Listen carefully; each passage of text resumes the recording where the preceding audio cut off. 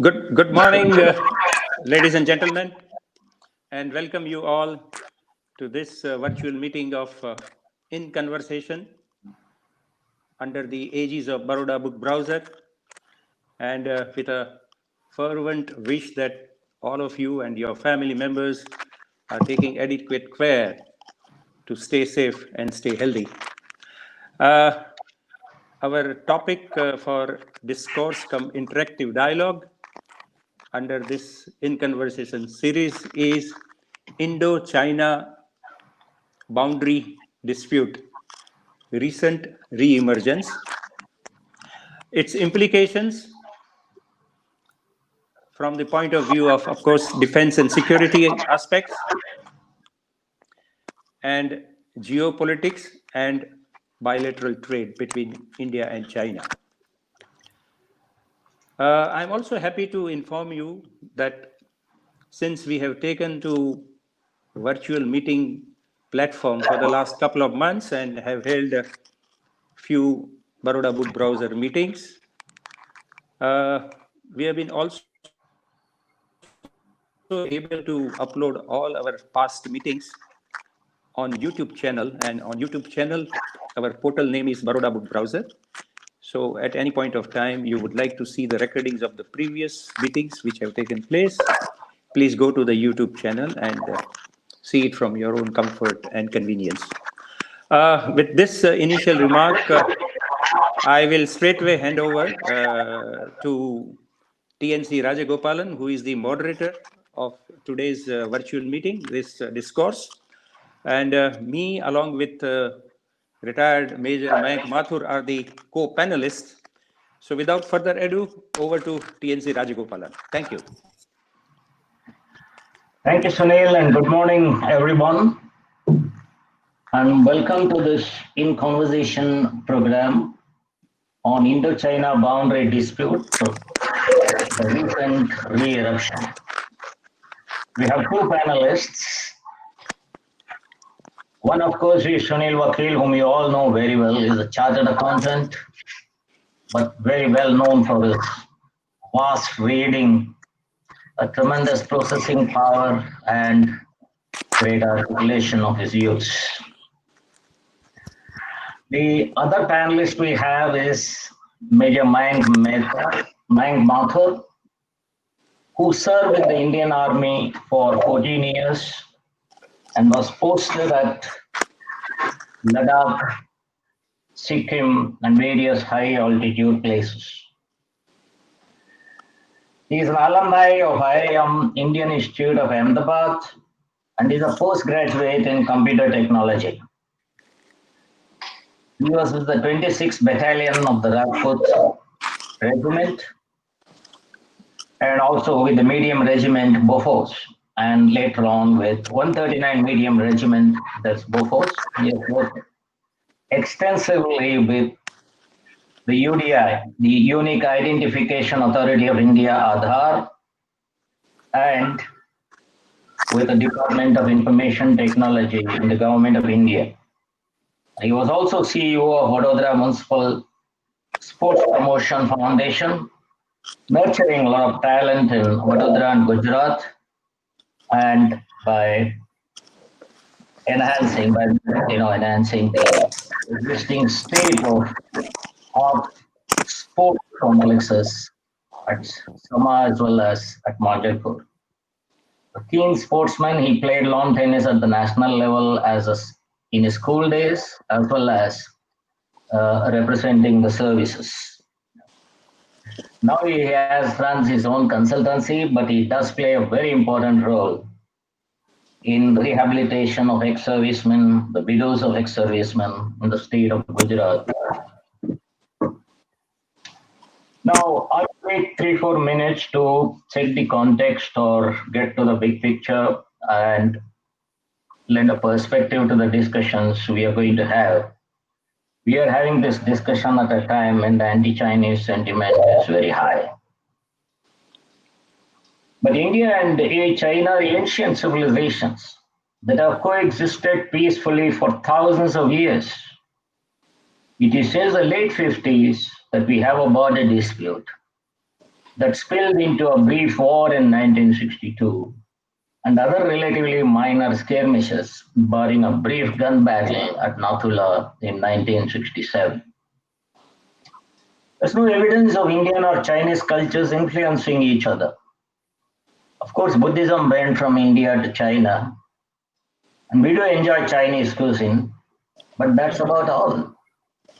Of late, there are some Bollywood movies like Dangal getting popular with the Chinese, but historically, the people-to-people contacts have been very less, barring in some parts of eastern India. Both countries suffered at the hands of foreigners. Mongols, Koreans, and Japanese dominated parts of China during different periods. The Mughals and some others from Western Asia ruled over large parts of India. Mughals from Afghanistan, of course, they stayed over here. When the British ruled India, they won the Opium War with China, but were satisfied collecting taxes and getting a trading outpost at Hong Kong. China suffered 22 million casualties in the Second World War. India also lost millions in the Bengal and Bihar famines. India became independent in 1947 and China got the communist rule in 1949. Both victims of imperialism tried to build better relations with each other. The Panchashil Agreement was signed in 1954. The 5 principles of coexistence were mutual respect for each other's territorial integrity and sovereignty, mutual non-aggression, mutual non-interference in each other's internal affairs, equality and mutual benefit, and peaceful coexistence. China occupied Tibet in 1954 and claimed parts of Nepal, which is now called Arunachal Pradesh, that was earlier called Northeast Frontier Agency. Also occupied parts of Ladakh. It claimed parts of Ladakh and small territories bordering Uttar Pradesh, Uttarakhand, and Himachal as its own territory. In the late 50s, it occupied Aksai Chini. China refused to be bound by the borderline by the British. India did not accept that position. In 1962, China trounced India at Nepal and withdrew later. The normalization of the bitter relations started in 1987 with the visit of Rajiv Gandhi to China, and the relations have been improving steadily. But the killing of these 20 Indian soldiers at Ladakh has soured the relations again. China has also been rather aggressive in its claims in South China Sea and its dealings with the dissidents in Hong Kong and Xinjiang province. Its relations with US, Australia have also hit a new low. In the last 4 decades, the Chinese economy has grown significantly and it is now 5 times that of India. We import about $70 billion, mostly manufactured products, and export about $15 billion, mostly primary products. 92% of Indian computers, 82% of TVs, 80% of optical fibers, 85% of motorcycle. So these components for these are all imported from China. In 2015, our Commerce Ministry said in its foreign trade statement, trade policy statement, and I quote verbatim some points. India's most important trading partner among countries of Northeast Asia is China. Engagement with China requires a comprehensive approach on trade, investment, and economic cooperation. India will seek Chinese investment in boosting India's manufacturing capacities in industrial parks, special economic zones, and new industrial manufacturing zones. An MOU for industrial park was also signed with China. India will operationalize the 5-year development program for economic and trade cooperation that lays out a roadmap for comprehensively deepening and balancing bilateral economic engagement. India will encourage Chinese investment in boosting India's manufacturing capacity. All these points were verbatim quoted again in the 2017 foreign trade policy statement. But after the recent happening in Ladakh, we have cancelled some railway and infrastructure contracts awarded to China. canceled some telecom tenders with intention to keep the Chinese bidders out. We have bought several Chinese apps, including TikTok. Even the BCCI has got the Weibo to withdraw from its sponsorship. There are calls for boycott of the Chinese goods. There are serious ways to identify ways in which we can hurt the Chinese business interests. It is in this context that we are holding this in conversation. Now, the format is this. After this introduction, each panelist will get 7 minutes each, and thereafter we will take to question and answers. Please type your questions on the chat box. Thank you. And now I hand you over to Major Mayak Mathur. Ladies and gentlemen, a very good morning to each one of you. I firstly thank Sunil sir. I also thank Rajgopalan sir for the introduction. Yes, I'm humbled by the good words being shared and spoken by, in fact, Rajgopalan sir.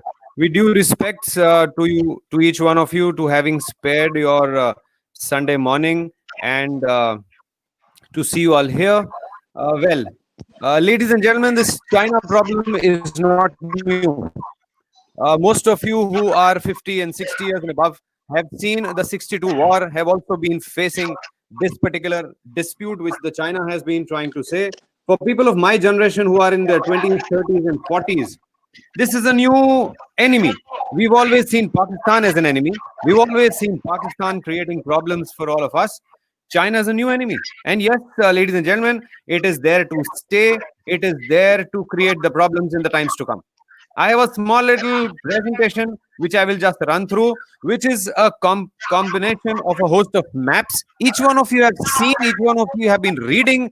I will just detail out very fine points into it and just show you as to what is it about. On my screen, you are able to see a map which is showing you the continent as a whole. It shows you Tibet. If you are able to see my mouse, it shows you the 3 points of dispute with China, the eastern zone or the eastern sector, which is Arunachal Pradesh, as it was known as NEFA, as just spelled out by Rajgopalan sir.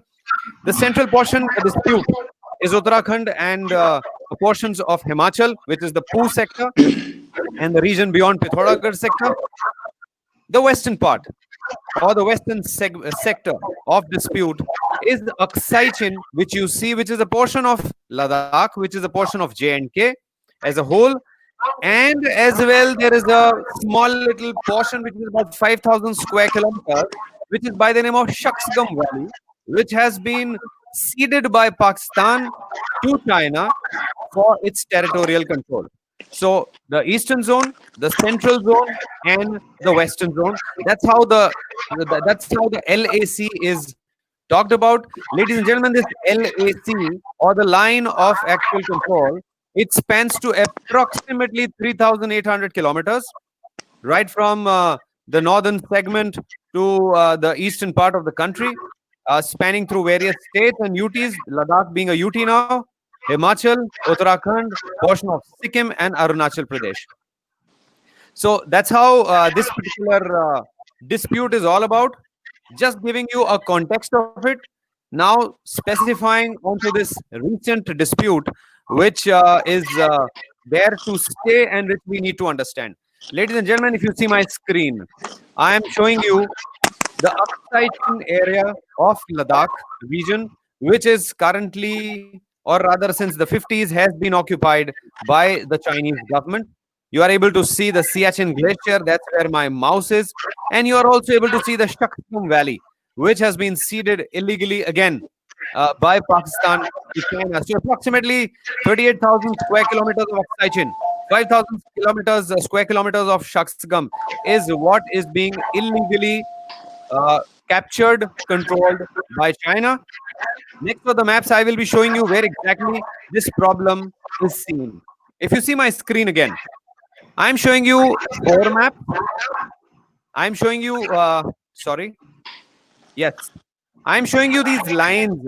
If you see the orange line and the green line, The green line where my mouse is the Indian perception of the line of control. The orange line is the Chinese perception of the line of control within the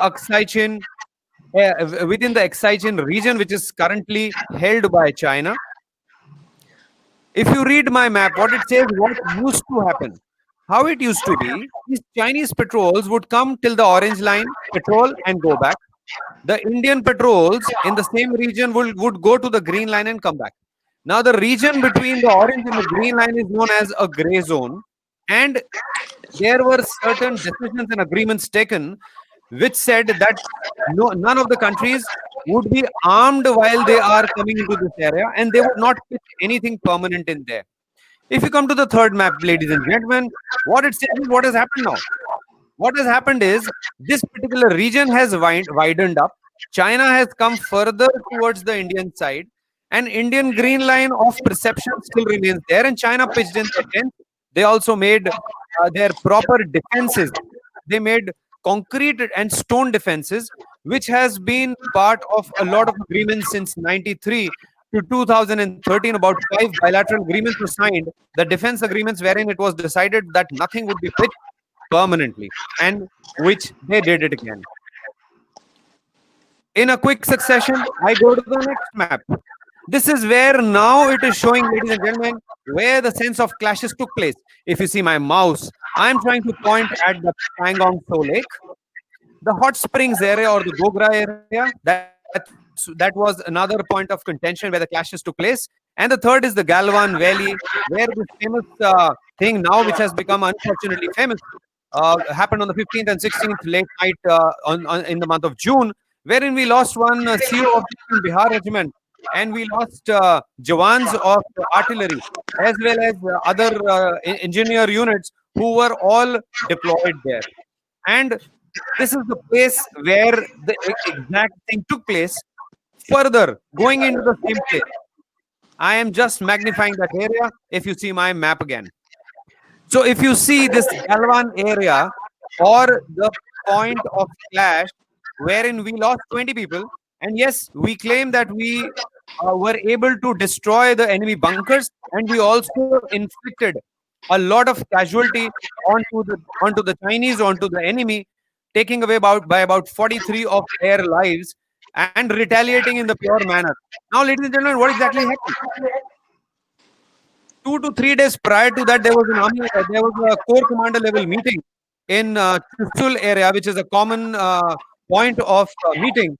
In that meeting, it was decided that the Chinese would be taking away the tents and their defenses.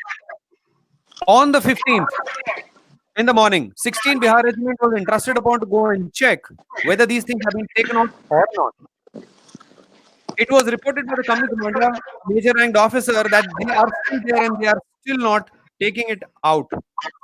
The CO eventually had to approach that place, and he approached with a team of people with him, and that's where he sees that these tents and these things have still not been taken out by the Chinese, and that's where the friction started. Ladies and gentlemen, just to reiterate, since he was not carrying weapons as per the previous treaties, the Chinese were armed with all primitive and different kinds of weapons in the form of rods, in the form of different kind of things, and they eventually engaged in a hand fist operation, which eventually led to death of 20 of our soldiers. A lot of people were pushed down the cliff. This was on one of the fingers, and the Galwan River therein.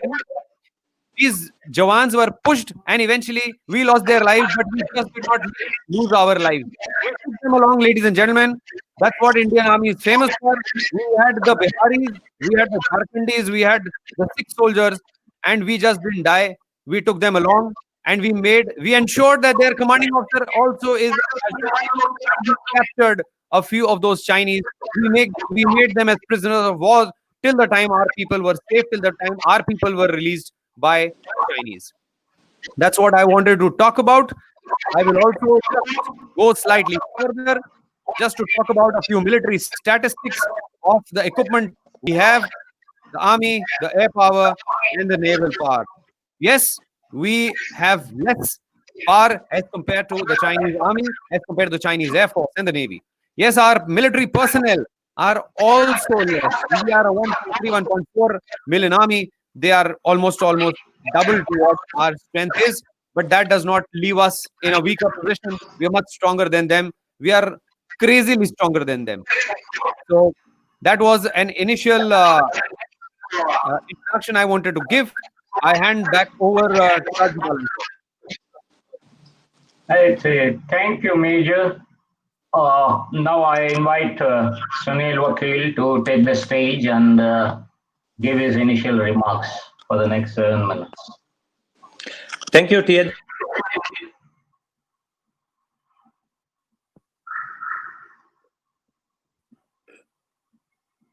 And given the background of the Indo-Chinese relationship over the years, especially since the independence and 1962 war, but allow me to delve a bit into the historical perspective and civilization of both the countries and areas of similarities or symmetry,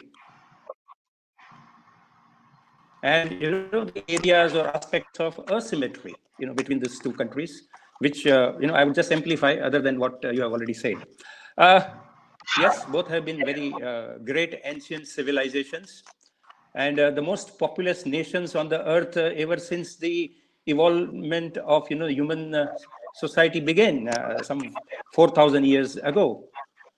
Both the countries have also got one particular common streak, and that is an Oriental streak, wherein the beliefs, traditions, ideas which go into a set of culture, the culture is based on the concept of collectivism and family as the principal unit for formation of a society.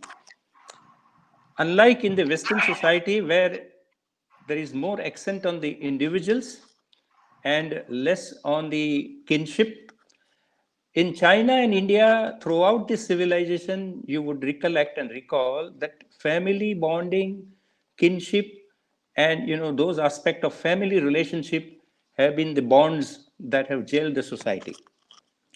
Uh, there is another aspect throughout the past 2000 years since 180, according to the economic historian Angus Madison, 1800 out of 2000 years in terms of economic landscape of the world were dominated by China and India. Just as they have by and large constituted about 35% of the population in the world, so also they have contributed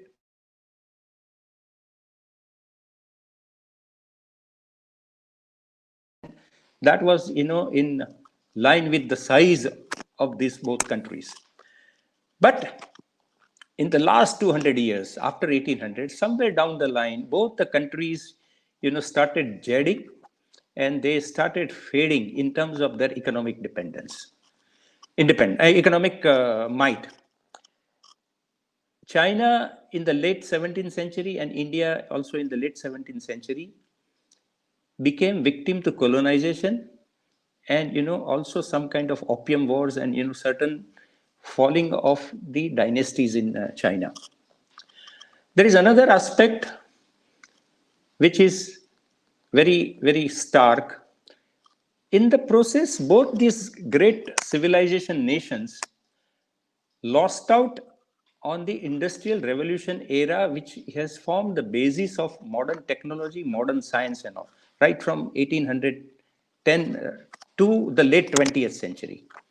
So this was also another. So for both the countries, in my opinion, they were the lost centuries, and that is why both of them have not achieved the potential till the end of the 20th century, as has been their past legacy as well as their potential. There is another aspect of similarity, and that is both the countries, if you see over the past 2000 years, have been more a subject of conquest rather than being conqueror. India, as you know, have seen waves of, the conquerors from, early 11th century. China also has had a brief, though not complete conquest, but, the Opium Wars and, the Japanese occupation and Korean occupation and things like that. So that is so far as the symmetry is concerned. Now, what is asymmetry or what is not so similar about China and India?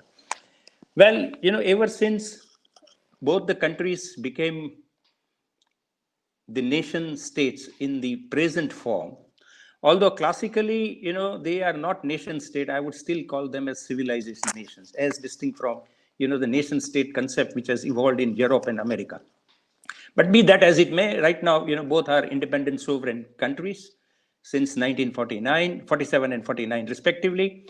The relationship of India and China post this evolvement as independent sovereign states can be gauged from the fact that India was the first country to recognize China, Public Republic of China. Of course, I will not go into how it became Republic of China, People's Republic of China, and how the nationalist government, was defeated by, the communist movement and things like that. But as far as the governance is concerned, India has chosen democracy, whereas China has chosen centralized, authoritarian, merit-based rule. Both India and China, in the first 30 years after they became independent nations, have had tumultuous time, and they had a lot of problems in adjusting and stabilizing, their terrains and territories as sovereign nations, and adjusting to the systems. Both remained mired in poverty. Both have had a very minuscule role in world trade as well as, in terms of contribution to the GDP. In 1978, 1980, both India and China were marginal players, as far as the GDP contribution to the world is concerned. They were not together constituting even 4%, although their population is 35%. Be that as it may, but after 1980, China first began the liberalization, and India in 1990 began the liberalization, and thereafter, both have gathered momentum in terms of economic development and more particularly industrialization, investments, and reduction of poverty. Now, if I give you the statistics, between 1990 to 2015, China has lifted 800 million people out of poverty. India, though not so impressively, but is also, on a comparable basis, not so impressive, but still, in absolute number, India also has lifted about 200 million people out of poverty. Both these countries are now recognized as giants in the regional context of Asia, in the Asia-Pacific region. China, in recent times, has become such a mighty power, and in last 10 years has assumed such great influence and started exerting that. Now it has started threatening America. The size of Chinese economy, which was in 1980 10% of USA, today it is now 75% of USA. And in terms of purchasing power parity concept, China has already overtaken the size of US GDP in 2015. And by all reckoning, if this present trend continues, China may overtake USA as the number one GDP producing country as early as between 25 to 2030. So this is, just to give you the background, and I would rather take questions on various aspects of the international relations and geopolitical situation from TNC, and will give my feedback and views. And so, with this remarks, over to TNC. I had initially planned to start questioning the major, but I think since both you have talked to something more this thing, I'll get back to major a little later. Can you tell me, how do you look at the India-China relationship since 1962 war? because it was at a very low point to the present situation. And tell us about exactly what's the cause of the tension between India and China. Have there been tangible initiatives bilateral initiatives to diffuse them? What's the extent of their success? Okay, yeah. Let me start by quoting Sun Tzu, the great military strategist of China. Some 2,600 years back, widely regarded the art of war. In that, art of war, there is one seminal line, or seminal lines rather, I would say, that if you know yourself well and if you know your enemy well, then no number of battles will imperil you or will leave you defeated. If you know yourself well and you don't know your enemy well, then you might win a war, but at some point of time you will also have a defeat in the battle from your enemy. But if you don't know yourself well and you also don't know your enemy well, then probably you will always succumb to the defeat or something like that. I'm sorry to say, but probably the build up to the 1962 war, the local domestic compulsion in India, the political pressures and all, in hindsight we can say that that 1962 war was a folly. It was ill prepared, ill timed, and the consequences of which are all for us to see. So that was a major setback in the relations between China and India. Otherwise, in the throughout the decade of 1950s, India and China were, very closely aligned, and the bonhomie between Jawaharlal Nehru, then Prime Minister, and Mao Zedong and Chu Enlai, and also the finance for that irrepressible foreign minister V.K. Menon was of a very solidifying force. In fact, so much so that Jairam Ramesh in recent his book on biopic of V.K. Menon has mentioned that the name of the book is Checkered Brilliance. It's a very well-researched book. In that, he has mentioned that somewhere in late 50s, India and China were very close to achieving almost a near permanent settlement with respect to the line of actual control. Now, let me also tell you, of course, something. What is the difference between line of actual control and line of control? Line of actual control is something which is the existing position of the occupation or possession of the contiguous border between two countries as they stand, without any formal demarcation. Unfortunately, India and China line of actual control is a reality and unresolved, and it is therefore not converted into a line of control or internationally recognized border. With Pakistan, we have an LOC, line of control, actually, save and except the occupied area of Kashmir and Kashmir Valley where there are disputes. Rest of the border between Pakistan and India is fairly settled, and it is LOC. But along this 3,500 kilometers between the divided by the Himalayas, there is no formal agreement as yet, and that has been the bone of contention and dispute, which both China and India have been trying to resolve for last 6 decades, but as of now they are not of avail. Having said that, after 1962, the relations became very strained. The Indian government, of course, withdrew the embassy from China, and also in reciprocity, China also withdrew the embassy. So there were no diplomatic relationship between India and China until 1975-76. I think Indira Gandhi again took the initiative, and both the countries reciprocated with, resumption of, the diplomatic relations and presence of embassy.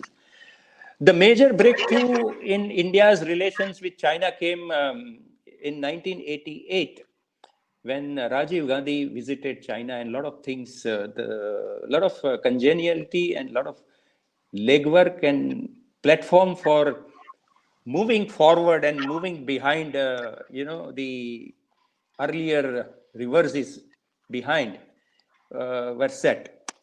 And, then it ultimately became a 1993 agreement, which is a very good agreement, in which one central plank is that let us keep working on resolving our boundary disputes mutually, but we must have special representations groups.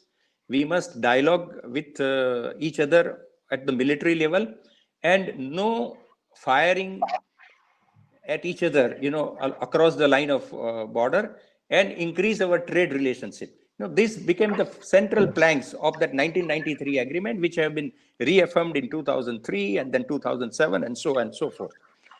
But to my mind, the recent, this flare up, or, this recent standoff, in my opinion, can be traced to 2 or 3 developments which have taken place in last 5-6 years.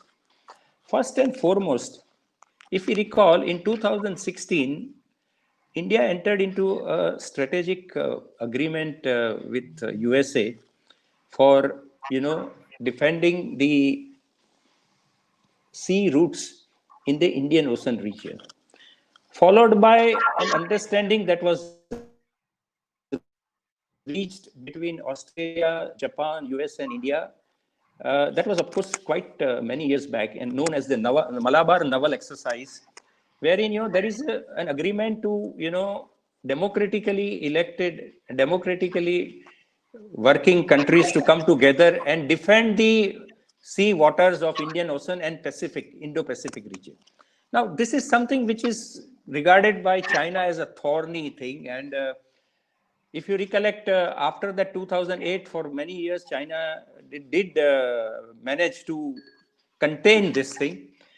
But you see, again, in recent past, especially last year, just before this COVID-19, India and USA are close to entering into an agreement, a strategic industrial safety agreement, wherein there will be a lot of transfer of technology, a lot of requirement of defense of India will be met with by USA and things like that. So this is another aspect which probably China might have viewed it not so favorably.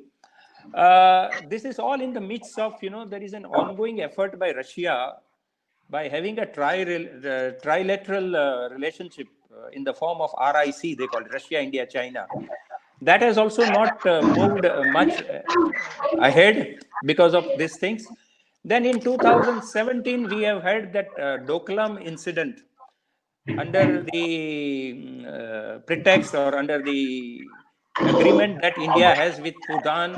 It was felt that that Doklam region, which technically falls in Bhutan, that plain, China had come to occupy and started building the roads, and India and Chinese, Indian soldiers and Chinese soldiers came eyeball to eyeball, of course, without firing any shots. And after, a couple of days of, the antagonism, finally it was retracted and also, which was taken by Indian authorities as some sort of a victory. And it became a major plank of, the domestic political showboating, which probably finally would have felt by China that what is happening. And, since then, to the, discomfort of India, Bhutan last year has given that particular part of the territory for constructing the road by China. And they have said, okay, it's okay as far as we are concerned. So, this is the development that has taken place. But more recently, the flashpoint of, this particular adventurism by China could be traced to August 5 of 2019, when, the Ladakh as a part of the Jammu and Kashmir state then was reconverted or converted into a union territory. And Ladakh is, of course, a part of the region which is still a disputed region, as Major Mathur has very succinctly pointed out in those graphs and the charts. And so China had vehemently objected to this, that, along the line of actual control, wherever there are disputed regions, don't change or don't reorganize. But we went ahead and we have done it. And, it has been proclaimed as a great success story by the Indian authorities or Indian regime. On top of that, in Indian Parliament, the Indian government's number two in the power went on to, proclaim that abolition of Article 370, 35A, Citizenship Amendment Act is just the beginning. We are going to capture all the regions of Aksai China as well as Pakistan occupied Kashmir, that is Gilgit and Baltistan, under Modi's regime. I think that was a very, very, very, very, I would say, very, very gaudy, outlandish statement made by the home minister or interior minister of the country in parliament, which has annoyed China so much. And probably as a part of that, China, is now wanting, they have a policy of pulling and pulling and then retreating, pulling and pulling and retreating. From time to time, telling, the neighbors where they have a dispute. I think right now they have bordering disputes with no other except India. The last border dispute with Russia and Vietnam, they have settled in last 10 years. So probably that is their way of telling India that, look, we can come calling at you at our will, and you will have to face us, and don't start to reassert yourself. This is what I personally feel is the basis for this current skirmish which has taken place here. Over, Sunil, shall I? Hello? Yes, please, go ahead. Shall I go ahead? Okay, I think I'll move on to major for a short while. Before I do that, there is a post from Professor Surendra Sundararajan. He says that TLC, there is a small detail. The normalization of relationship with China started with Vajpayee's visit to China in 1979, which preceded Rajiv Gandhi's visit by several years. Thank you, Professor, for this information. I did not mention it because it did not lead to anything substantial between 79 and 87. No. He did visit, no doubt, but it's a very useful information. Thank you very much. You want to say something, Sunil? Professor is right. I think the ball was set rolling with the visit of Vajpayee, when he was the foreign minister in Janta Dal ministry. That actually cut the ice. That started cutting the ice. But the firm road of the agreement reaching capability could take place only after the formal visit of Rajiv Gandhi in 1988, and which ultimately culminated into a very formal joint agreement, that agreement of 1993. Yes, thank you. Okay. There are also certain questions regarding whether China is a really new enemy and whether, what is the way forward and all. I'll come to all these things a little later, but for the present, now that the recent re-eruptions have taken place in the Galwan Valley, let me go over to the Major Saab. Major Saab, can you tell us something a little more about that terrain, because you have worked in that area also, and whether it is, what are the practical difficulties in kind of defending that kind of an area? Because what I'm told is it's rather easier for Chinese to get there. They don't have to cross too many ranges to get there to the border, whereas we have to cross over a lot of ranges. And also about that road which we are building to Daulat Beg Oldie. And there are also some talks about boats going around in that Pangsor Lake or whatever. Can you tell us, give us some details about the terrain there and what's been happening there? And if you can also take it forward. All right, let me just tell me about that. I'll come back to you on the disengagement a little later. Sure, sir. So I will divide your question into three parts. The current terrain, as to what is it about. Ladies and gentlemen, just to make you aware, I'm sure you would have read, I'm sure you are aware, not even a blade of grass grows in there. It is a complete barren piece of land. Other than 9 months of snow, there is nothing else in that terrain. Just about snow and snow everywhere. Now, the terrain on which this exactly took place is approximately 4,200 meters above sea level. It is in the Galwan Valley where exactly it took place. What I told you, I showed you a gray zone being demarcated between those two green and orange lines. What happened was there has been a classical agreement, as Mr. Sunil Vakil just mentioned a while back. 5 important bilateral trade as well as military agreements signed between 93 going on till about 2013. I will not talk about the trade parts of it. The most important part from the military angle was none of the two countries involved will firstly carry weapons. They will not stay there overnight. And when the patrolling is happening, they will offset each other's times. They will not come head on together at the same point in time. Their patrolling has to be offset in the timing. That was the crux of 4 to 5 agreements which have taken place, and other clashes also which took place. Now, while this thing was happening, they had pitched in tents. There is a mountain range. There are various fingers which jet down from the mountain range towards the Galwan Valley and the river. There are too many rivulets which flow, which carry the snow melt water, and they eventually merge finger 4, finger 5. So the controversial fingers are from finger 4 to finger 9, and these fingers all jet down into the Galwan Valley. Now, they were not supposed to pitch in, and that finger 4 to finger 9, it falls in between the gray zone, which is supposed to be a demilitarized zone, which is supposed to be not an activity zone, and nobody is supposed to stay put there. Now, I mentioned a while back, as 16 Bihar Regiment of the Infantry was entrusted upon by the corps commander to go and check as to what has happened. When it was checked by the forward post company commander, he reported back to his CO that yes, there is still an activity and they've still not taken off their tents. That's when the CO and the party they went to check. CO is Colonel Santosh Babu, whom we lost in that skirmish.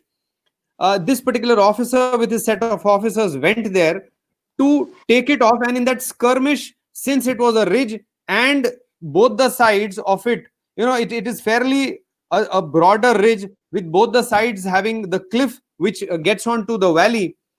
Into that pitch darkness and into that sub-zero temperature, there were fist fights with all kinds of rods and all kinds of primitive things, since they were not supposed to be carrying the weapons as per the agreements. This eventually resulted into clashes. It eventually resulted into casualty, and a lot of people were pushed or they slipped and fell into the gorges. Eventually their bodies were eventually recovered from the Shyok river, which is flowing from that terrain. So that night resulted into almost about 20 odd people were fatal, and a sizable number of injured. Almost about 80 plus of our Jawans and officers and JCOs got injured, and we were also successful in inflicting the casualties onto our enemy. That is part one of the question. TNC sir, I come to the second part of the question. So one was to do with how is the terrain, and how do you take the terrain into the cognizance while you are being there into that region. TNC sir, how do I answer your second part of the question? The way you wish. Okay. Right. So one is the terrain, I explained it to you. Second is, there is a road which India has been developing. Now you ask me how the Chinese are able to approach fast and we are unable to. In fact, by the way, the terrain is similar. Terrain which is here is equivalent into that the Aksai chain, complete Aksai chain is a bladeless or a completely brown area, or it is a desert, it is a snow desert. What China has done right from 1957 and onwards, they have developed enough number of roads for their logistics, for their men, machine, equipment to reach the so-called line of actual control, as explained by Sunil Bhai a while back. India has not been able to build that road. Ladies and gentlemen, just to tell you, from Leh, if you have to go to DBO, which is Daulat Beg Oldi, which is known as an ALG, an advanced landing ground for the Air Force, we were taking 4 to 5 days of patrolling or foot patrols to reach there. Sometimes way back in 2000, then True. one of the AOCNC of Western Air Command did land himself. He went there way back in 2003, 2004. He flew and he landed there at DBO. That was that point in time. He was this AOCNC was rebuked upon that. Why did you go all the way there and why did you land? He landed in an AN-32 there. Now this particular ALG and this particular route is very, very critical and crucial for India to approach Siachen, to approach Karakoram Pass, and we are trying to build up a road starting from Leh, crossing Shyok, and reaching all the way to DBO, which is Daulat Beg Oldie, which is about 255 kilometers. The closest it approaches the Chinese border is somewhere in the Galwan Valley, where it is very close to our administered Leh Ladakh region, and that's where this road passes, which Chinese have been opposing vehemently. China, on the other side, have one highway by the name of G219, which connects their Xinjiang province to Tibet. Approximately 179 kilometers of this particular road section passes through Aksai Chin, which we claim as our own, and we have been vehemently opposing the Chinese government of not constructing this road. Ladies and gentlemen, just to approach you, all these years, right from 1957 and onwards, this road was a gravel road. In the year about 10 years, last decade, they converted this gravel road into an all-weather metal tarmac road, wherein their movement could quickly happen, and they are able to reach the places. Our Jawans take 4 days, they reach there in 10 minutes. Now, ladies and gentlemen, with this road, right from Leh to Daulat Beg Oldie, if we are able to approach, we could reach Daulat Beg Oldie from Leh in about 4 to 5 hours of time. Somewhere from Galwan Valley, beyond on that road, we could drop in our logistics, resources, man, machine, and everything. In fact, just to tell you, we have activated the DBO. Not going into further details, a lot of equipment has eventually being approached through the DBO now. A lot of deployment is now being assisted by DBO. Those things could be spoken on one-on-one, not on this, onto this public platform. But yes, there are instances of now that particular ALG is now being actively used, and hence Chinese always could approach, and we would take 4 to 5 days to reach. So that is my answer to your part 2 of the question, sir. Over back to you, sir. Thank you, Major. And I think now, there is some substance in the claims in what some people say that, look, it's our building of the road that has worried the PLA, the People's Liberation Army, and that is what is one of the major reasons for provocation. And we cannot be held by this. We are building road in our territory, and we have every right to do so. And it does give us an advantage of overlooking their highway from Tibet to Xinjiang. Is that correct? Yes. That's correct? Yeah. Absolutely. Okay. TNC, can I chip in here? I have, sorry, sir. I have one more portion which I just saw, which I just remembered. TNC sir mentioned about this lake. Ladies and gentlemen, another statistic: 2/3 of the lake is in the Chinese control. 1/3 of the lake is in our control. Sometimes in August 2019, the Indian Army had observed a lot of movement of boats and other equipment from the Chinese Navy.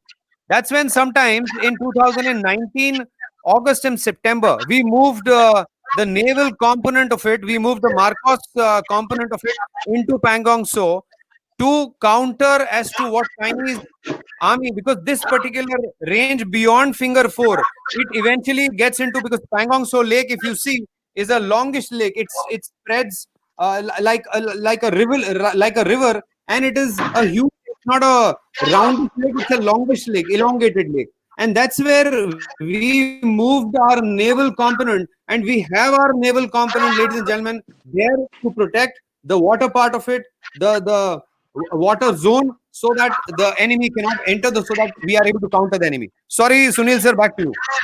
Okay, can I chip in here? Yeah. there is one more aspect which I would like to throw light here. Karakoram Pass, which is, of course, partly it is part of, Aksai chain, but some part of it which passes through the Indian side of LAC. As a part of the Belt and Road Initiative, China had asked for, Indian government's permission to have, the Belt and Road Initiative infrastructure through that or that road, because that would prevent, taking a circumlocuted route to, proceed with the BRI, So that I think probably India has not accepted and India has not become be a part. Secondly, as far as this particular episode is concerned, this started happening, as is a normal annual exercise during springtime, that both the sides patrolling battalions, they come to the edge of their perceived LAC, go visit and have some inspection and go back. It seems that probably this springtime Indian military has given it a miss. Is that a right thing, or is it a fact? Over to you, Major. Sir, I will not be talking anything which may lead into a controversy on a public platform. Yes, could be discussed separately, but I would just mention in here, it could have been, we could have had acted slightly better compared to how we have eventually acted at the moment. It could have Okay. been handled in a better fashion. So I've got the I think answer. I've got the answer. Thank you. Right. Okay. Thank you, Major. I'll move on to now some other aspects. Sunil, already there are some questions on the economic aspects and all that. And some diplomatic thought that can come about also. There are questions about this, some of these. But I'll certainly move over to economics and then get to diplomatic and then the geopolitical aspects. Now, as you had also mentioned, after this has happened, you see, in 62 we had a war and it left at least my generation terribly scarred. For 25 years, there were not much. Of course, Vajpayee's visit was there. That also came after 17 years, and then nothing much happened. It was after 87 that normalization began. Now, one question, of course, is it going to be an enemy relationship? Because finally nations do come around, as we did after the 1962 war, where in fact we lost about 1,300 people. So is China really a new enemy, or is it a phase after which relations are likely to again stabilize? And will this so much noise and media, public opinion, domestic political compulsions and all that, are they likely to play a dominant role in all these normalization of relationships? So basically two questions that have come forth from there also. One, is there a scope for normalization, or is it going to be a real new enemy kind of, is going to be the enemy relationship? Or is it possible that a thaw will come about? It's only that it's being held up because we are very angry and we have a vocal media. It's making a huge public opinion that is making a huge impact on this. So what are the domestic compulsions on India-China relationship? Well, it's a very loaded question, and within that there are some sub questions, plus some affordable clues that you have already provided while asking the questions. But let me tell you, after that 1962 war, and save and accept that 67 skirmish at Nathula Pass in near Sikkim. And in 1975, there was some small incident wherein, some actual fight took place between, the military personnel on both the sides. If you see last 40 years or 45 years, it's been quite peaceful. And, there have been no border clashes.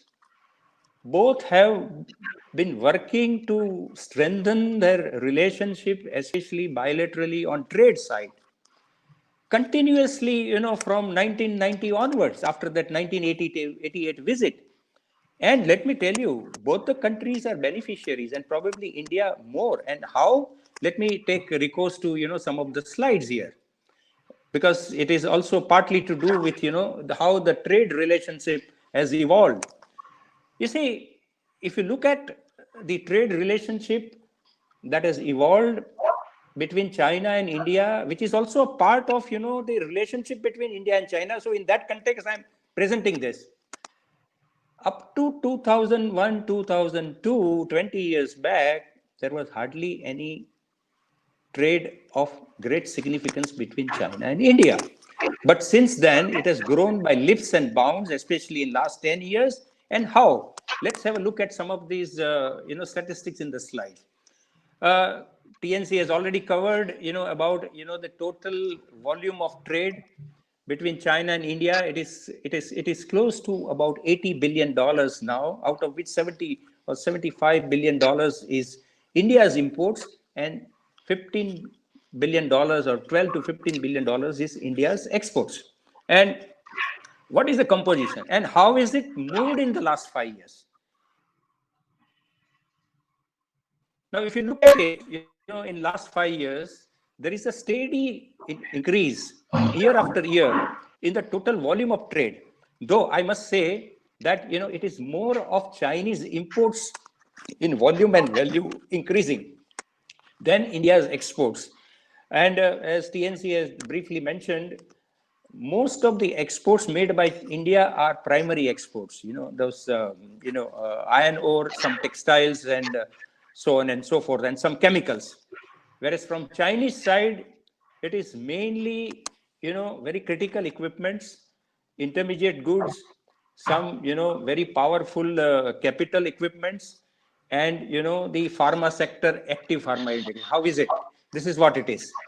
This is the composition. If you look at it, capital goods form almost 38% of the total imports made into India, followed by consumer goods. Mainly, I think it is the telephony and electronic items and some fast-moving, non-durable consumer items.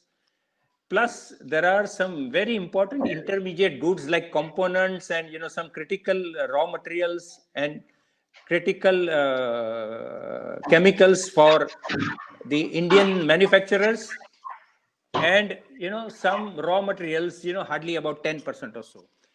The most important thing is that over the years, this has enabled Indian manufacturing industry and Indian investments in infrastructure like telecommunication and power to be very competitive at par with rest of the world in terms of technology availability.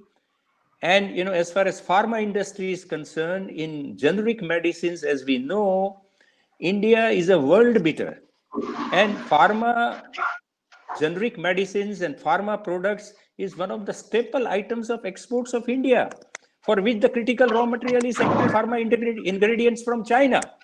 Nearly 60 to 70% of the active pharma ingredients used in pharma products by Indian companies is imported from China.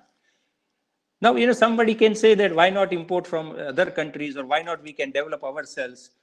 Well, the plain and simple fact is, as far as rest of the world is concerned, they just cannot match Chinese prices. And as far as developing capabilities on Indian soil is concerned, it will take time. And even after taking time, the kind of scale and the kind of size or economy of scale which Chinese companies have, Indian companies do not have, at least in the foreseeable future. So let us not have any misgiving that China is dumping goods on India. It's not like that. Our Indian businessmen are very smart people. After all, India and China was dominating the world economic scenario for 1800 years, not for nothing. Both Indians and Chinese have an excellent mercantile sense. So it is not that the China is dumping the goods. It's a misnomer. It's a misgiving. It's an emotional hype. So in fact, it is in India's interest that, to continue to import such things till such time as you develop your own capability, which at the moment you don't have. So having said that, and look at the extent of dominance. In China has become such an important trade partner for India that nearly after USA, China is the most important trade partner for India for the last couple of years. And if you exclude the services sector, purely the manufacturing firmament, probably China is the most important trade partner for India at the moment. So I think, to answer your question and question from the audience, that can we mend our ways? Can we build on the relation? I personally feel that, this particular incident or LSE and all those things should be kept aside, as it has been kept aside for the last 45 years. For whatever reasons, special representations meet and as well as informal summits between two our great leaders have not borne any results so far. But that should not allow to cloud the trade relationship between both the countries, which is in the interest of both the countries. I'm not saying that it is not in the interest of China. It is in the interest of China as well, because, after all, $70 billion worth of export is not a small amount. Though in overall context, it may be very minuscule, but it's in absolute term, it is important. So I personally feel that, there is no need to treat China as a permanent enemy or something like that. And let me tell you one thing, save and accept the aberrations which have started taking place in last 2-3 years, China by and large has been very silent about, whenever Pakistan has raked up the issue of Kashmir at the international level. The situation has changed in last 1 or 2 years. I'm not talking about that, but over a long period of time in last 30-40 years, China has not allowed itself to be dragged into the internationalizing of, the Kashmir issue by Pakistan, which constantly is doing. So that is what, I personally feel, as far as, we have to be pragmatic. We have to, continue to work together, because at the end of the day, now that China has come very firmly on the world scene, both as an economic power and as a military power. And let me give you an example about the military power of China. China spent $260 billion on military. India spends about $50 or $60 billion. So even in terms of military spend, India is 1/5 of China. So that is the kind of asymmetry. In fact, let me quote here, something which has been reported in the book Eclipse by our former chief economic advisor, Arvind Subramaniam. He said that he envisaged a scenario that, by 2025, 2030, the multilateral financing institutions will be dominated by Chinese and Indians. Chinese as the funds providers, and Indians will be providing, the technical expertise, and the managing director would be an Indian. And USA will walk into that multilateral institution, probably, of course, he has not named it, but Asia Infrastructure Investment Bank.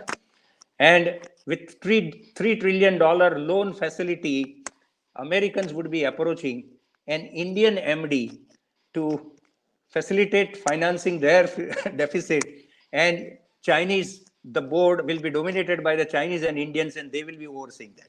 Now, that is the situation being envisaged when people are euphemistically talking about, the Asia century. The time has come that both the countries have to, work together.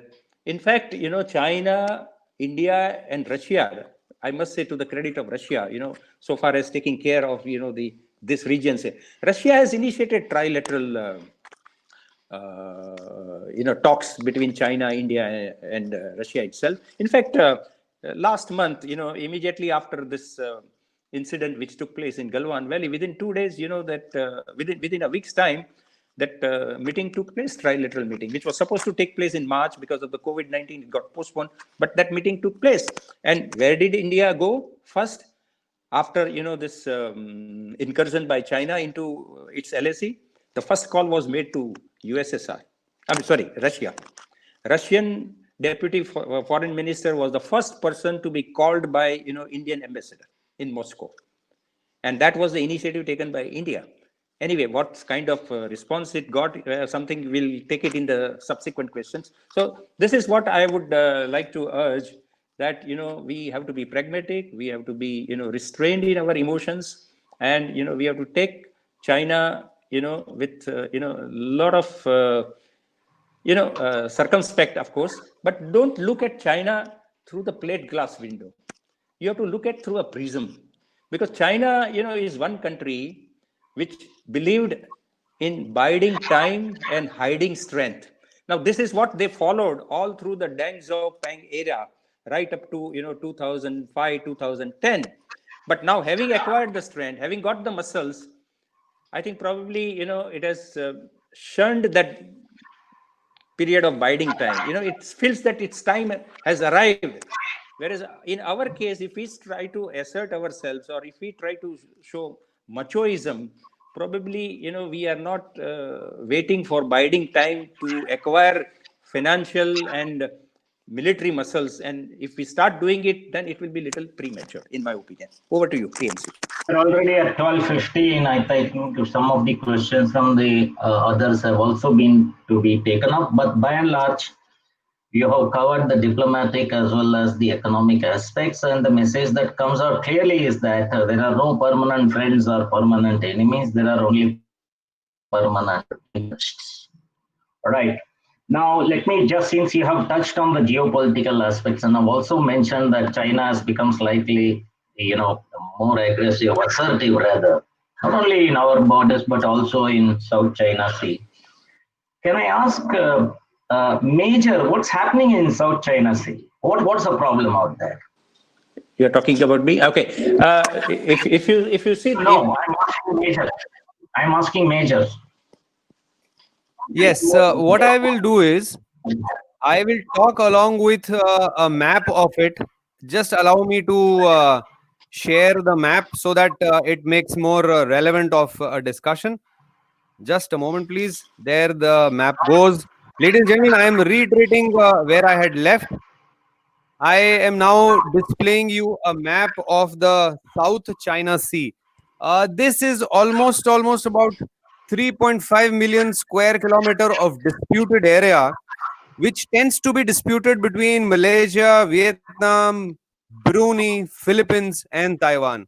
If you see the screen, ladies and gentlemen, there is a red line, red curve drawn. That is the general area of South China Sea. You will see a lot of overlaps of green color by Brunei, wherein it is a disputed set of islands.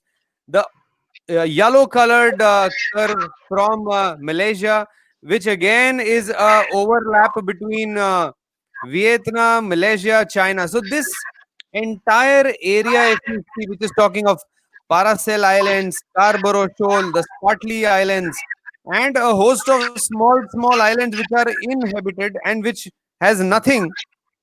This region is supposed to be very rich in resources. This region is supposed to be very rich in oil. This region also has a few $billion of trade which is happening. Now, China has been trying to put their weight through onto these islands. Yes, it hampers India because the trade tends to get hampered. And I will show you the next map again. If you see this map, this is a schematic representation of the dotted line wherein China is trying to gain its supremacy. And further, if you see this is from the defense perspective. The deployment of the Chinese naval bases, the deployment of the Western allies, which is forming the US and the Britain ships being stationed into South China Sea to avoid or to restrict China to gain supremacy over this region, which hampers the trade, which also becomes a disbalance, military disbalance between China, other nations. Definitely, India tends to get hampered with this. And for obviously India would support the other countries, US would support the other countries like Brunei, Malaysia, Indonesia, Singapore. They tend to get disrupted with this. I hope this map gives a very clear indication of the problems alongside what I spoke about. Back to you, TNC sir.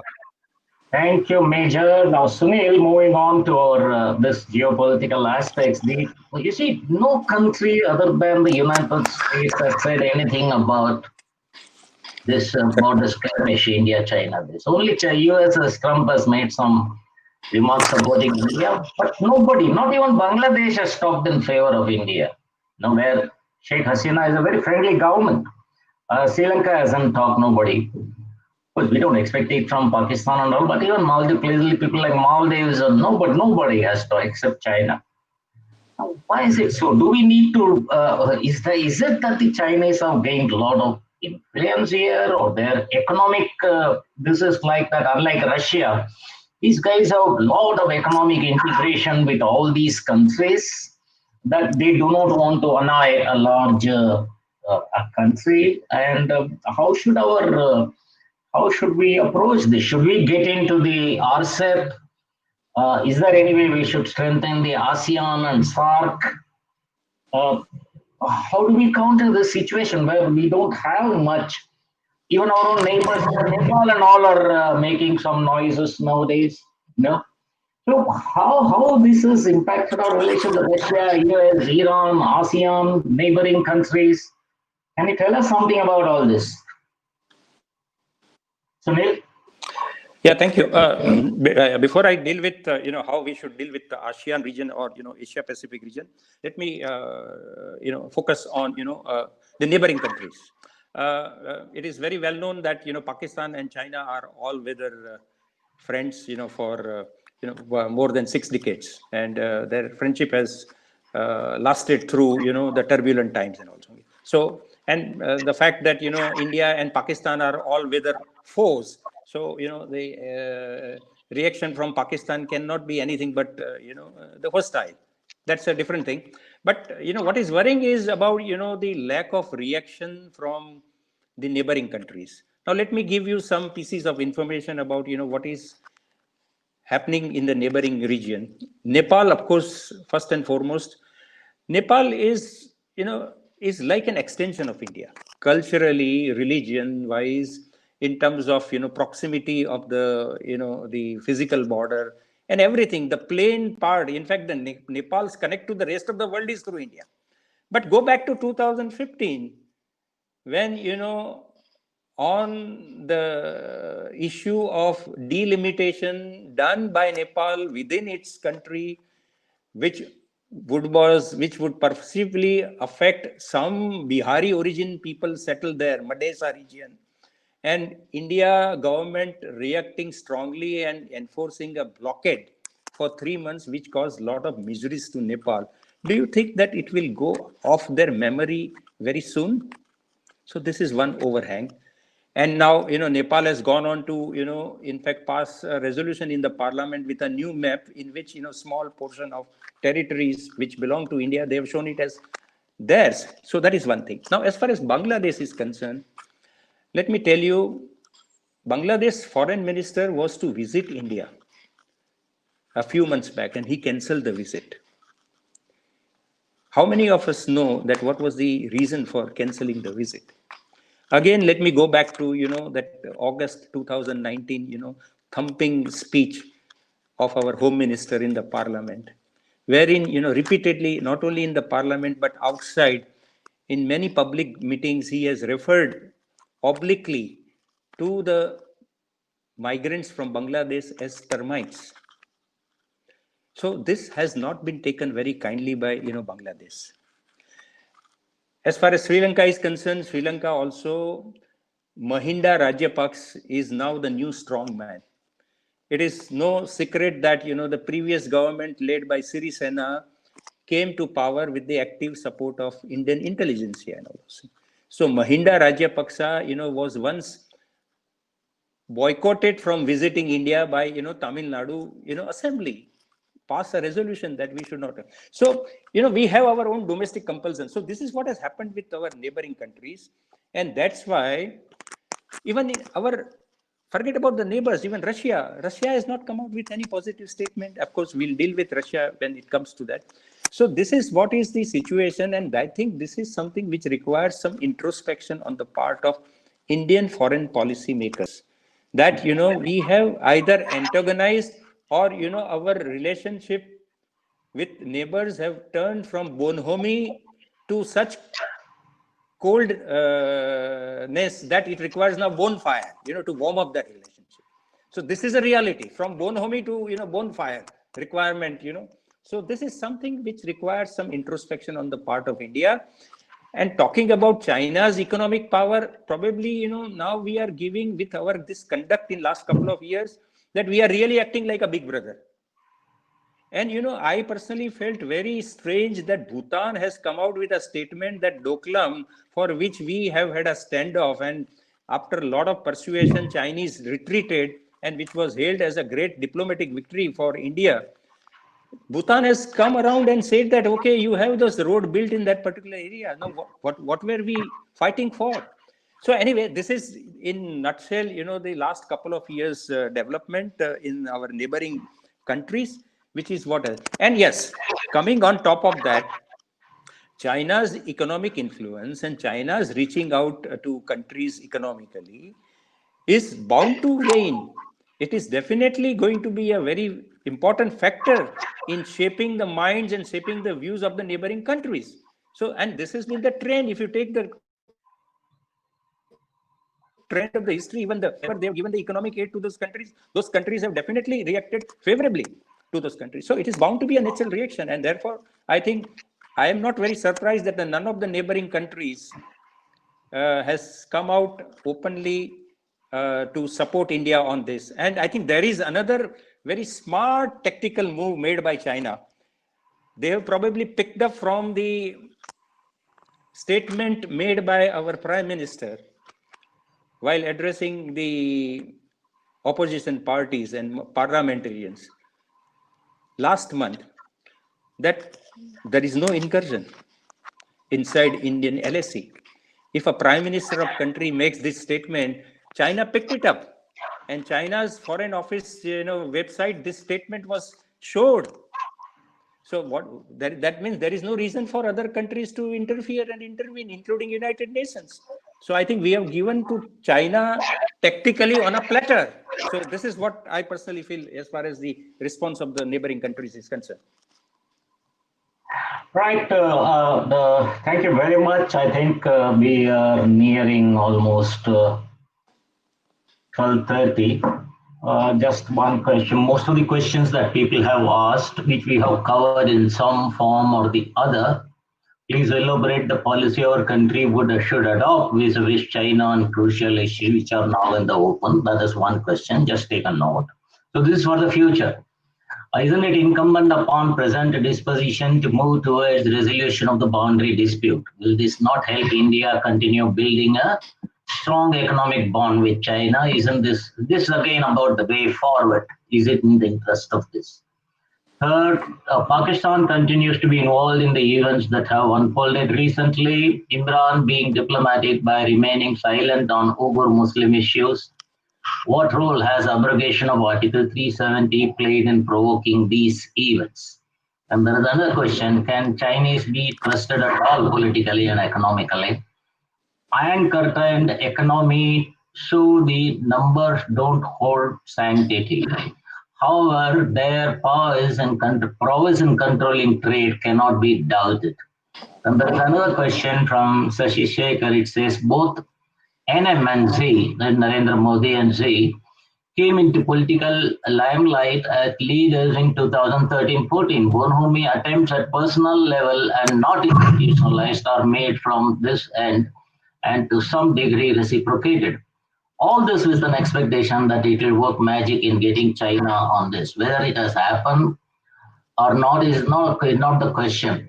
Will the recent border conflict set it back or will it continue? There are futuristic questions which I'll come to. I'll better get through with all the questions. Did India build roads in disputed areas? I think Mayank has already said that no, we have built it on our side. Do you think number one and two have propensity to inspect that? Well, this is rather speculative on whether they have taken the introspected or not. The former defense minister stated in parliament that not building our infrastructure seems to have been the right approach.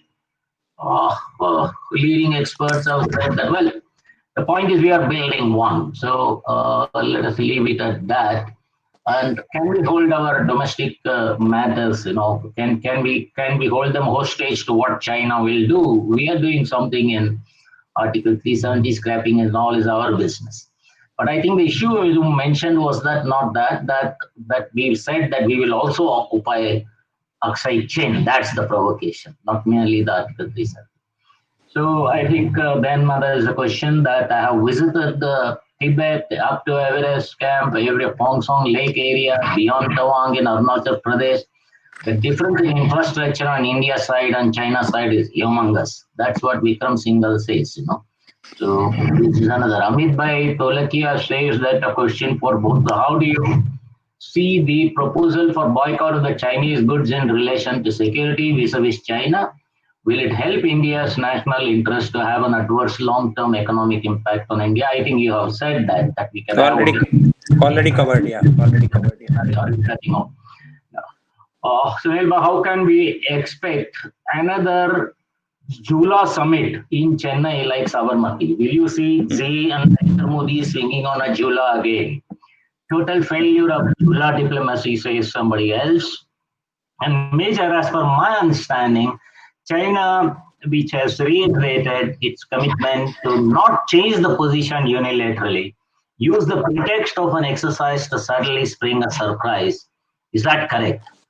Also, that our passive acquiescence to that actions, then, for example, the grabbing of territory in 2013, emboldened them. So that is his question. So I'll leave it to you. But wait, let me be through with the questions because then we will go on. Realism and nationalism. What do you think will our popular leaders choose? Our popular leader is only doing that. China has been astute enough to develop a strong economy, global network, and defense system before flexing its muscle. And that's a point, Sunil, you made. India, unfortunately, is making empty boasts with no strong foundation. We even do not have the support of our neighbors. This is somebody else says, Vikram Singhal. But I think as Mayank pointed out, militarily at the we are ready. China is taking advantage of a weak US and economic constraint to lay claim on territories that it naturally considers as part of global ambition. Very nice background there on South China Sea. Thank you, Major. When PMC, quite a few countries have condoled the death of our army personnel with no words for China. Well, thank you very much, Sundarajan Professor. The present Nepal government under Oli is a puppet government for China. They have recently had a so-called. The question is, why did they become a puppet? And I think Sunil has explained that. Yeah. Sunil, beware, bhaktas are going to haunt, and Sunil Bhai is known for his definite views. He's fearless about expressing them. Economic dependence of our neighbor on China is also a major factor driving them. Yeah, very true. There are some countries taking China for COVID-19 and asking, yeah, very correct. They are holding China responsible for not taking enough measures to stop its spread. And there is a resentment. And in fact, I know I've talked to some industries. In fact, they have told me that, look, in fact, some orders are flowing down because many Western countries are moving from just in time to just in case. They want to have an alternate source of supply. Many of them are moving it away. So these are all some of the questions. And before I hand it over, I'll just make one or two comments, then leave it to you. We need to finish by 12:45. So each of you is possibly likely to get 5-6 minutes each. You see, last 2 decades, China has been winning without fighting. And US has been fighting without winning. We seem to be moving towards US and away from China.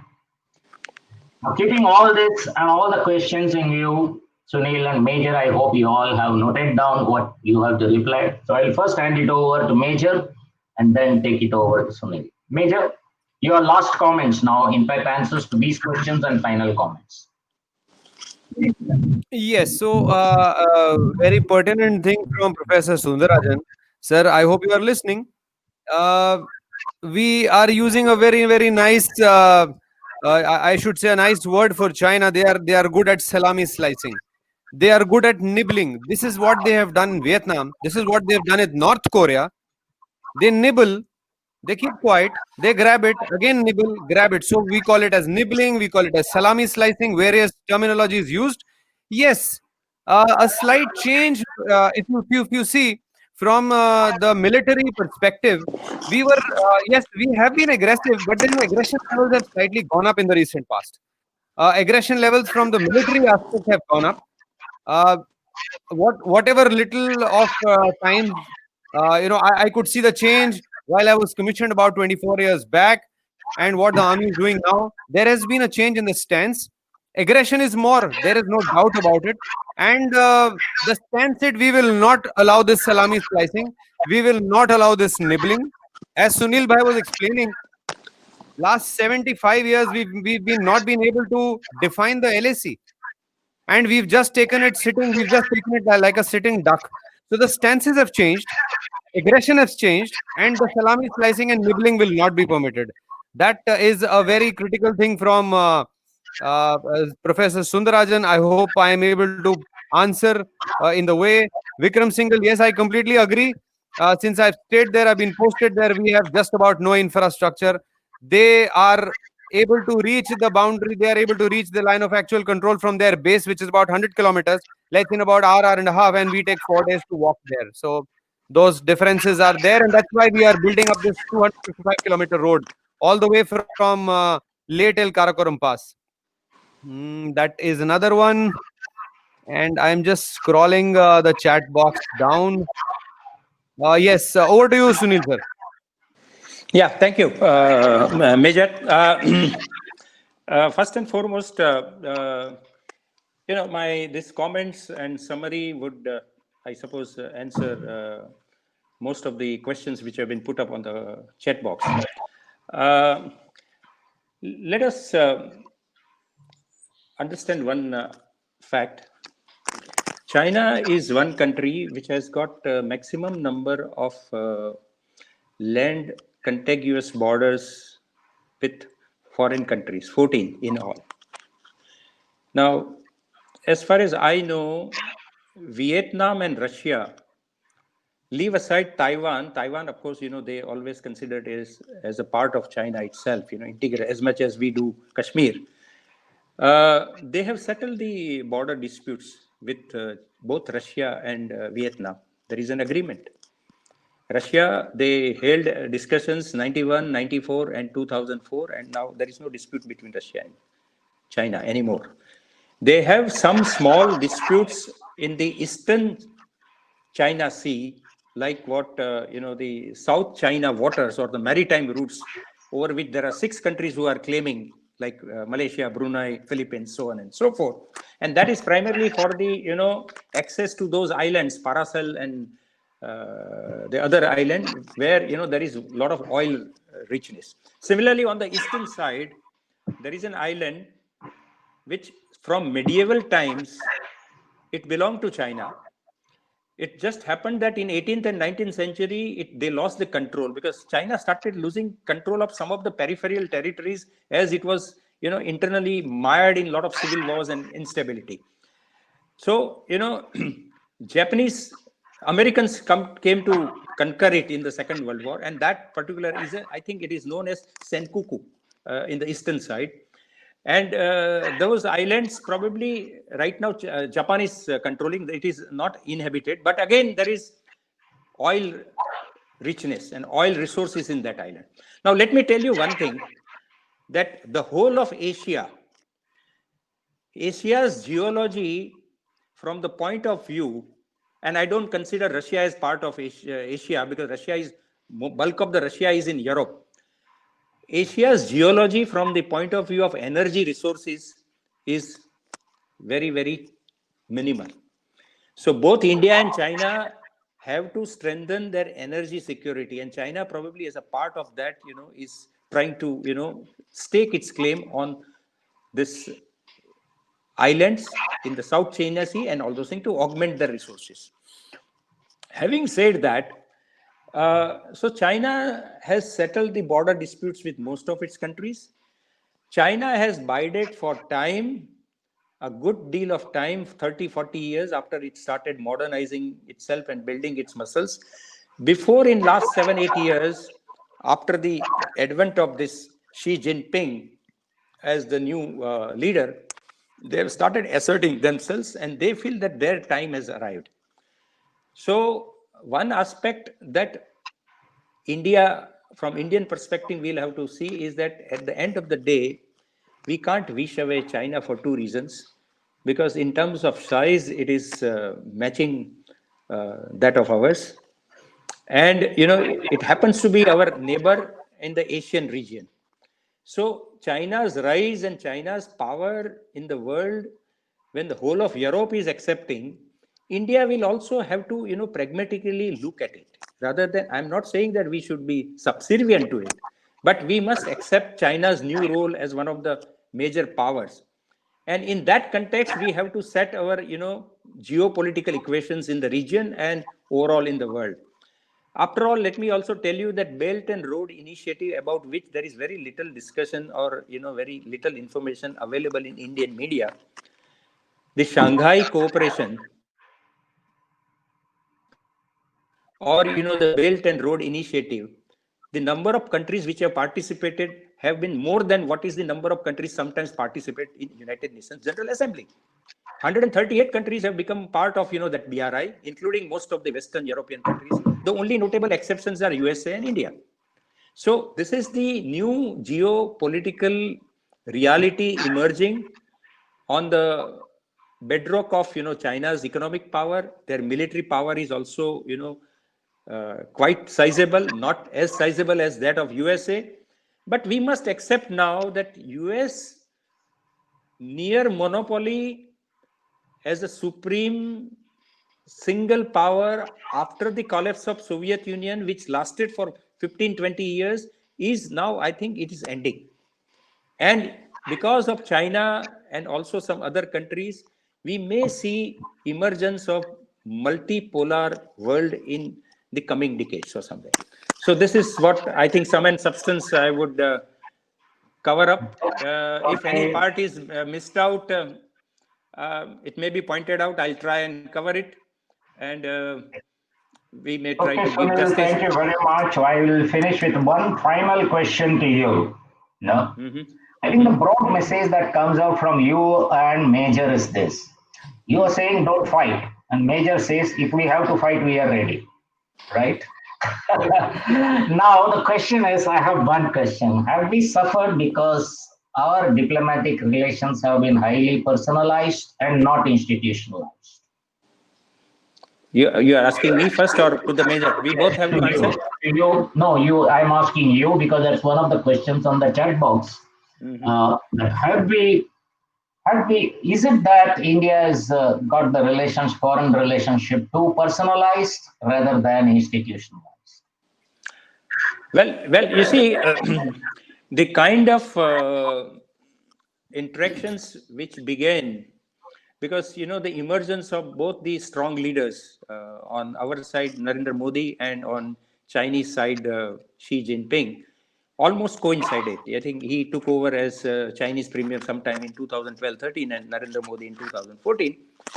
Both are, highly individualized style leaders. Both have a very good mandate and popularity and backing. And let me, give us some side fact. Currently, according to the survey, the most important ratings for any regime in the world or in the government is enjoyed by China. 82% of the people in China feel that their future is more secure and they are happy with the current government. This is side information I'm just giving. But you see, I thought that, this flurry of meetings, the informal summits which took place between Narendra Modi and Xi Jinping, one in India, two in India, one or two in China, and then along the sidelines of that G20 meetings and all. I was getting an impression that Narendra Modi has grasped the Chinese mindset and Chinese premier, psyche. But let me tell you, as I said, that we would be mistaking Chinese if we look at China with a plate glass window and not through the prism of various different reckonings and factors which go into that something called a black box of China. Even the Western powers and Western diplomats have also considered that when it comes to scrutinizing the minds and psyche of Chinese, it's like a black box, and that black box requires a prism view, not a plate glass view. So I don't know whether our Prime Minister, popular and very capable and visionary that he is, has he had a plate glass view of the Chinese leadership, and accordingly he steered the foreign policy, highly individualized, personalized. That's fine. Yeah, he's probably unwittingly modeling Jawaharlal Nehru, who is his intimate enemy. But I think he's trying to emulate Jawaharlal Nehru, in that aspect. That's fine as long as it achieves results and gives the desired outcome to the India. But let me tell you one thing.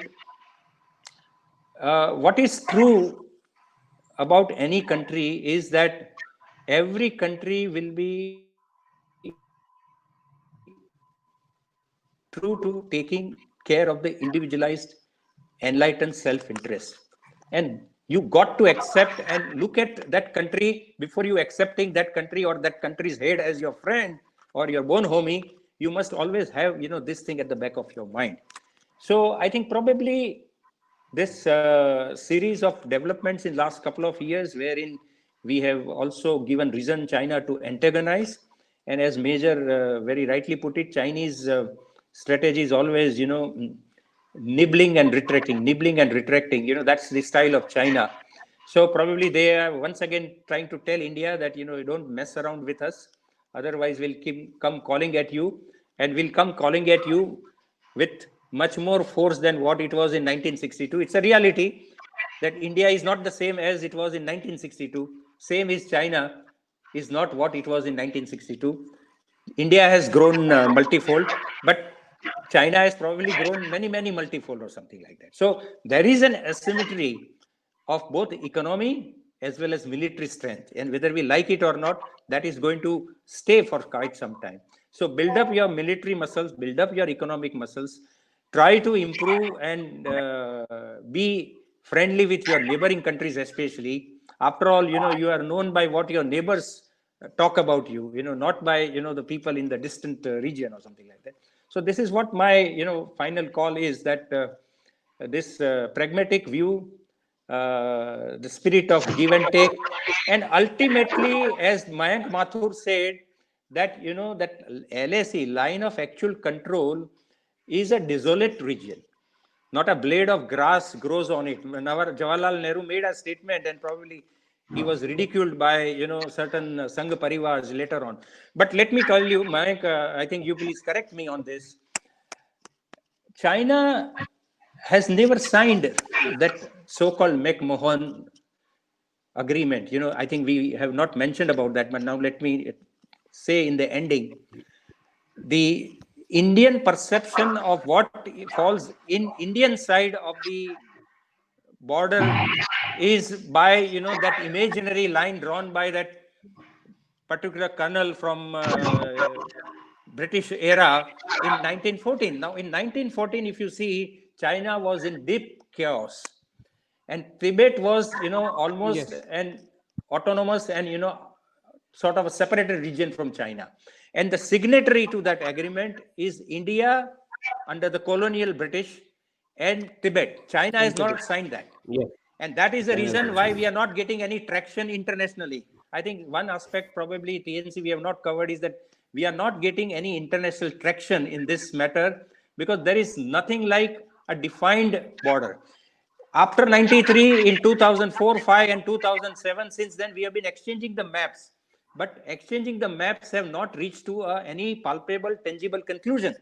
And that is what is that. And the pragmatic view, our successive governments have taken is that be that as it may, don't allow that to cloud our trade relationship. Let us strengthen our partnership. And let me tell you, Okay. by strengthening the That's great bilateral now. relationship, India has gained and China has also gained. That's how we have to look at it. Okay, thank you, Sunil. Thank you, Sunil. Thank you, Major. And I think Thank I you. take your this very positively, Sunil, that we must build the economic and military might. Military, according to Major, we are ready, no problem. But I think we need to build the, what you say is we should also build the military might. But it can be done, cannot be done on the back of weak economy.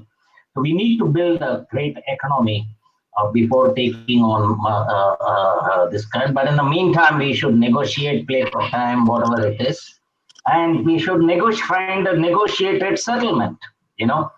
And I am reminded of a statement that the golden rule of negotiation, what is it? The golden rule of negotiation is that one who has the gold makes the rules. That's the golden rule of negotiation. So better we get the gold on our side. Thank you very much.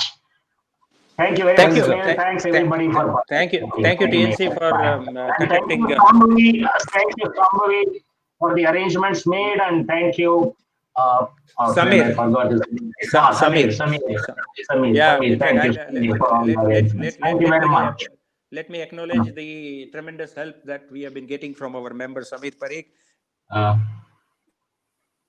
and the technical support from his colleague Sambhavi, because of which we have been able to reach out to a lot of members and beyond the borders of Vadodara while conducting this meeting. We meet again back to back next Sunday with a book review, which is on Russia.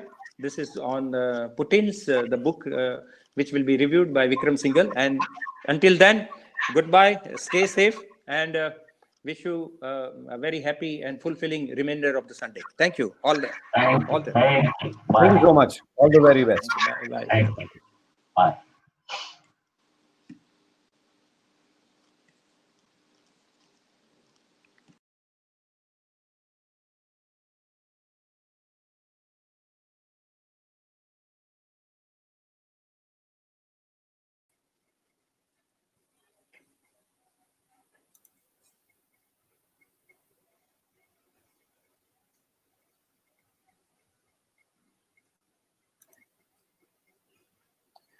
मुझको